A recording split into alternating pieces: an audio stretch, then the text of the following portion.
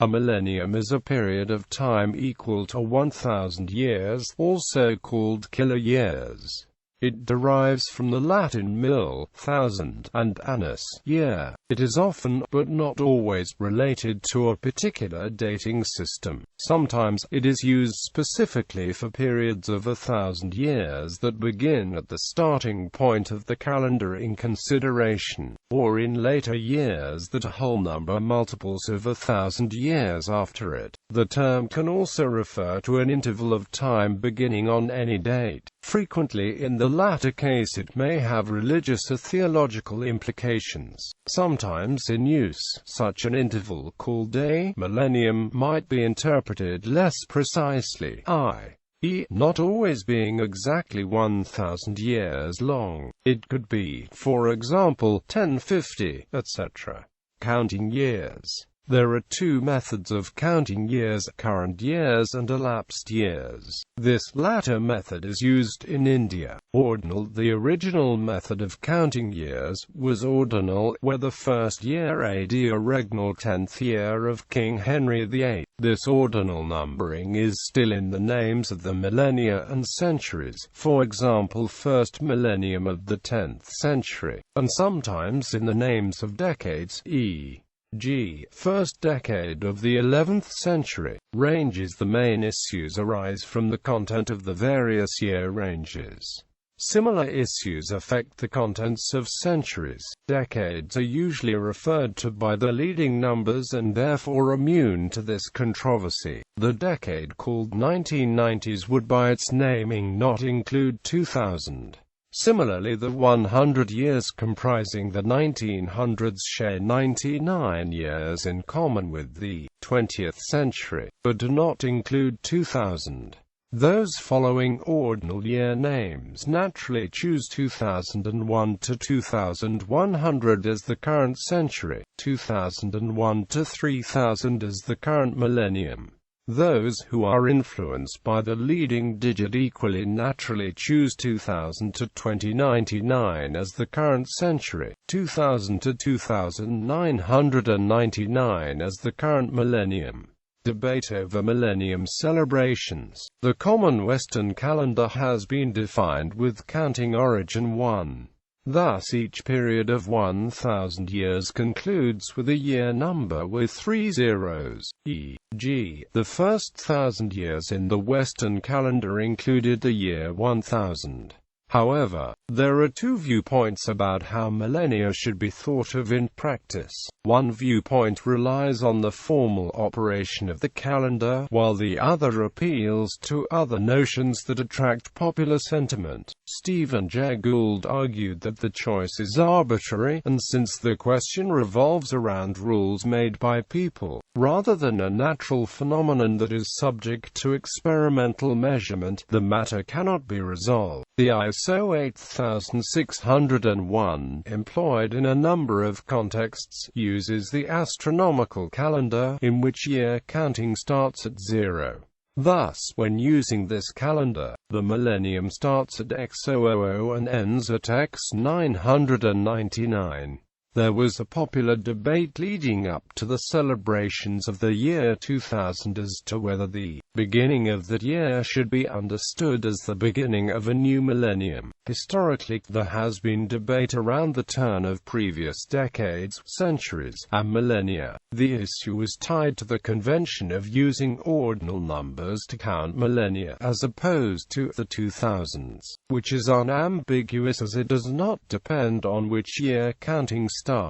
The first convention is common in English-speaking countries, but the latter is favored in, for example, Sweden. Those holding that the arrival of the new millennium should be celebrated in the transition from 2000 to 2001, argued that because the Gregorian calendar has no year 0, the millennia should be counted from 01 AD. Thus, the first period of 1,000 complete years runs from the beginning of 01 AD to the end of 1000 AD, and the beginning of the second millennium took place at the beginning of 1001.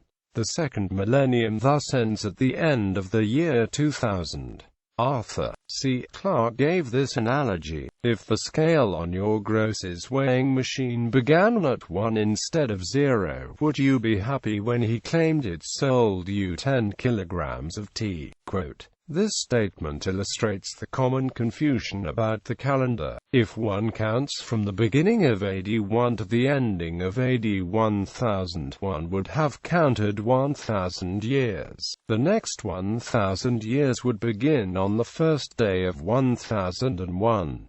So the calendar has not cheated anyone out of a year. Clarke made reference to this viewpoint in his book 3001, The Final Odyssey, referring to the Millennium celebrations on December 31, 2000. In other words, the argument is based on the fact that the last year of the first 2000 years in the Gregorian calendar was 2000, not 1999. The year 2000 has also been a popular phrase referring to an often utopian future, or a year when stories in such a future were set, adding to its cultural significance. However, it is mathematically impossible for the third millennium to have begun at the end of year 1999, regardless of what people who favored it thought about the matter. There was also media and public interest in the Y2K bug. Thus, the populist argument was that the new millennium should begin when the zeros rolled over to 2000, i.e., the day after December 31, 1999.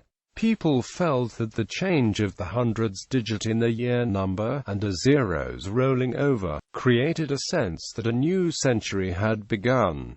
This is similar to the common demarcation of decades by the most significant digits, e.g., naming the period 1980 to 1989 as the 1980s or the 80s. Similarly, it would be valid to celebrate the year 2000 as a cultural event in its own right, and name the period 2000 to 2999 as the 2000s. Popular approach. The majority popular approach was to treat the end of 1999 as the end of a millennium and to hold millennium celebrations at midnight between December 31, 1999 and January 1, 2000. As per viewpoint 2, the cultural and psychological significance of the events listed above combine to cause celebrations to be observed 1 year earlier than the formal Gregorian date. This does not, of course, establish that insistence on the formal Gregorian date is incorrect, though some view it as pedantic. Some event organizers hedged the bets by calling the 1999 celebrations things like click, referring to the odometer-like rolling over of the nines to zeros. A second approach was to adopt two different views on the millennium problem and celebrate the new millennium twice. Popular culture. Stephen Jay Gould noted in his essay Dousing Diminutive Dennis Debate that celebrations and media announcements marked the turn into the 20th century along the boundary of 1900 and 1901. Citing, among other examples, the New York Times headline, 20th Century's Triumphant Entry, on January 1, 1901. Gould also included comments on adjustments to the calendar, such as those by Dionysius Exiguus, the timing of celebrations over different transitional periods, and the high versus pop culture interpretation of the transition. Further of his essays on this topic are collected in Questioning the Millennium, a Rationalist's Guide to a Precisely Arbitrary Countdown. Douglas Adams highlighted the sentiment that those in favor of a 2001 celebration were pedantic spoilsports in his short web article Significant Events of the Millennium. This sentiment was also demonstrated when, in 1997, Australian Prime Minister John Howard made a point in favor of the 2001 celebration and was named the party pooper of the century by local newspapers. In an episode of the American television series Seinfeld, titled The Millennium, Jerry Seinfeld states, "Since there was no year zero, the millennium doesn't begin until the year 2001.